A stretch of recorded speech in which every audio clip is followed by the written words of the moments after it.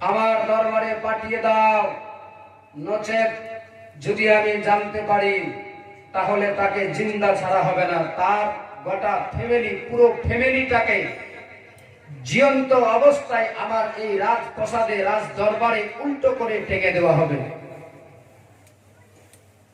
এই আওয়াজ পেয়ে কুফার মধ্যে সবাই ভয়ে ভীতু হয়ে দরওয়াজা বন্ধ করে দিয়েছে।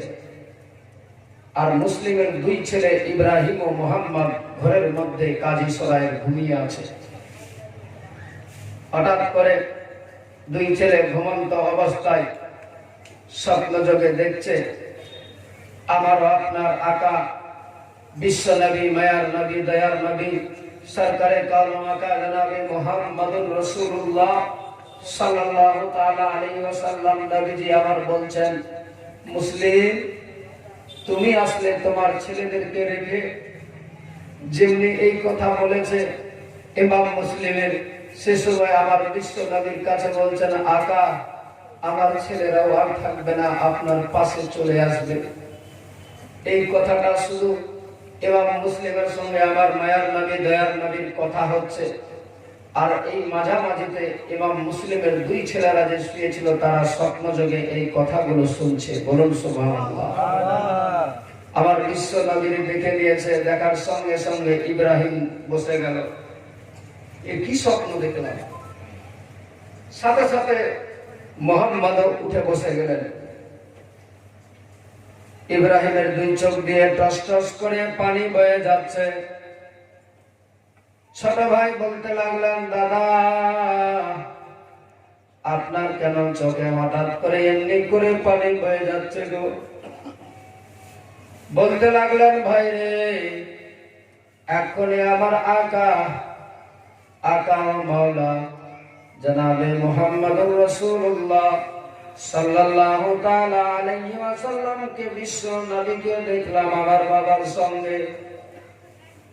আমার আব্বারে জিজ্ঞেস করে তোমার ছেলেদেরকে কোথায় রেখে আসলে? বাবা বলে দিল, ইয়া রাসূলুল্লাহ আমার ছেলেরাও খুব তাড়াতাড়ি চলে আসবে।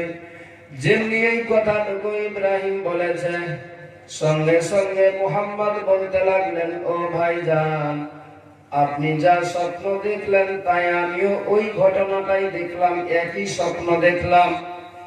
যেমনি দুইজনা এই কথা দুইজনার কমপ্লিট হয়েছে, বুকের মধ্যে জড়িয়ে ধরে বলছে, ভাই আর আমরা বাঁচব না রে ভাই, হয়তো আমার বাবাকে মেরে দেওয়া হয়েছে, আমার আব্বা কোথায় চলে গেল আমাদের রেখে।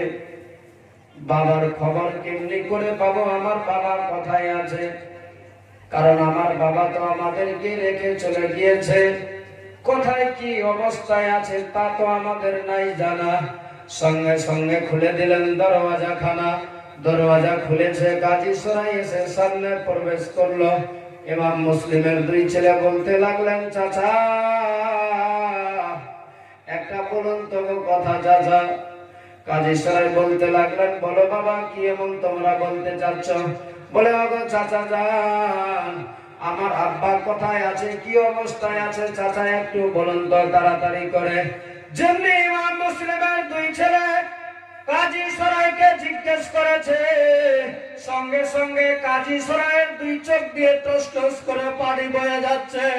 কাজী সরাইয়ের দুই চোখে পানি দেখে ইমাম মুসলিমের ছেলেরা বলতে লাগলেন, চাচা আপনারে জিজ্ঞেস করলাম আমার আব্বার কথা, কিন্তু এখন হঠাৎ করে আমার আব্বার কথা না বলে আপনি কেন দুই চোখ দিয়ে টস টস করে পানি বেরিয়ে যাচ্ছে? কেন চাচা আপনি কেন এমনি করে কাঁদছেন? চাচা কি হয়েছে? আমার আব্বা ভালো আছে তো? আমার আব্বার অবস্থা কেমন আছে একটু খুলে বলবে। ইমাম মুসলিমের দুই ছেলের কথা শুনে কাজী সরাইয়ের দুই মুখ দিয়ে আর কোনো কথা বের হয় না, চোখ দিয়ে পানি ছাড়া মুখে কথা নাই। দুই ছেলে বলছেন, চাচা বলুন না চাচা আমার আব্বা কোথায় আছে গো? চাচা একটু বলো না গো। দুই ছেলেকে বুকের মধ্যে জড়িয়ে নিয়েছে আর মাথার মধ্যে দুই ছেলের হাত রেখে বলছে, বাবা রে আমি কেমনি করে তোমার বাবার ব্যাপারে তোমাদেরকে এই কথা বলতে যাব? বলে, কেন কি হয়েছে বলো না একটু। কাজী